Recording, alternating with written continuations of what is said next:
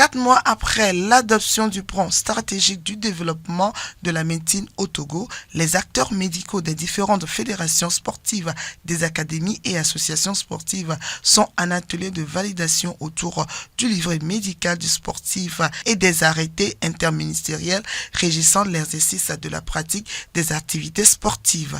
Organisé par le ministère des Sports et des Loisirs, cet atelier vise à outiller les fédérations sportives en mettant à leur disposition un arsenal juridique et veiller rigoureusement à la santé des sportifs. L'objectif clairement affiché par le ministère des Sports et des Loisirs en organisant le présent atelier est d'outiller nos fédérations sportives en mettant à leur disposition un arsenal juridique de haute facture et un livret à l'effet de veiller de façon accrue à la santé des sportifs et de prévenir les risques sanitaires inhérents à la pratique sportive amateur ou intense. Ce n'est qu'à ce prix que nous pourrons soutenir de façon indéfectible la politique d'éclosion des sportifs de haut niveau prônée par le gouvernement et dont les performances sportives y seront les couleurs nationales sur le toit de l'Afrique. Cet atelier est un cadre d'échange entre le personnel médical et paramédical sur les conditions à remplir dans l'exercice de la fonction de professionnel médical du sport ainsi que du livret médical qui est un carnet de santé amélioré du sportif. Il s'agit d'un cadre d'échange entre le personnel médical et paramédical de nos organisations sportives. Je vais dire les fédérations, clubs, centres de formation, sur les conditions qu'on doit remplir pour exercer en tant que professionnel médical ou paramédical du sport, ainsi que comment va se faire la surveillance de la santé des sportifs. Et voilà un cadre de discussion qui est la commission médicale que certaines fédérations ont déjà, mais donc pour mieux situer la composition ainsi que les attributions de ces fédérations.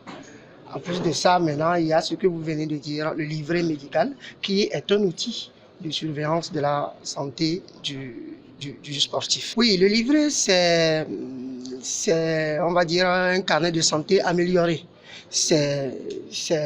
Voilà, là-dedans, ce qu'on doit rechercher comme problème chez un athlète, c'est prévu, mais chez un sportif, donc c'est prévu. Donc c'est après tout un guide, mais en même temps un support. Et au fur des mois, au fur des années, la surveillance de la santé du même sportif, ça va s'inscrire dans ce livre. Il est essentiel de mettre à disposition des textes réglementaires qui encadrent la pratique de la médecine du sport et ainsi que le livret de santé qui permet un suivi méticuleux du sportif. Cette initiative est primordiale. Aujourd'hui, nous parlons de la professionnalisation du sport et ça suppose que les acteurs même soient professionnels, en commençant par ceux qui s'occupent de la santé de nos sportifs. Un secteur non réglementé, j'avoue le désordre qui va s'en emparer. Et je crois pendant qu'il n'y a même pas encore assez d'acteurs, le moins opportun, justement, de tracer les sillons, de tracer les lignes directrices. Et c'est ce qui permet de mettre ces tests réglementaires qui encadrent la pratique de la médecine du sport. Et au-delà de ces tests, il y a également un document important qu'il est question d'adopter, c'est le carnet ou bien le livret de santé du sportif. Ce document, il est crucial en ce sens qu'il permet d'harmoniser la pratique. Nous aurons beaucoup d'acteurs, mais il y a de la reproductibilité dans ce que l'on fait et l'aspect détaillé du document permet au même titre de faire en sorte qu'il n'y ait pas de points qui échappent au cours de la visite médicale. Voilà les éléments clés qui justifient la nécessité de cet atelier. Et ce qui est également intéressant au cours de cet atelier, c'est l'aspect participatif. Il n'y a pas que des acteurs de la santé qui sont réunis. Il y a des acteurs de différents corps de métier venant des différentes fédérations et clubs sportifs Et c'est ce qui fait le cœur de la chose, c'est ce qui fait la valeur ajoutée à ce que nous aurons à faire au cours de cet atelier. Un atelier salué vivement par les participants. Nous créons seulement des commissions médicales et comme chaque fédération le veut. Nous n'avons pas de profil de médecins ou des collaborateurs de médecins qui doivent faire partie des commissions médicales. Certaines commissions même, il n'y a aucun médecin ou agent de santé dans ces commissions.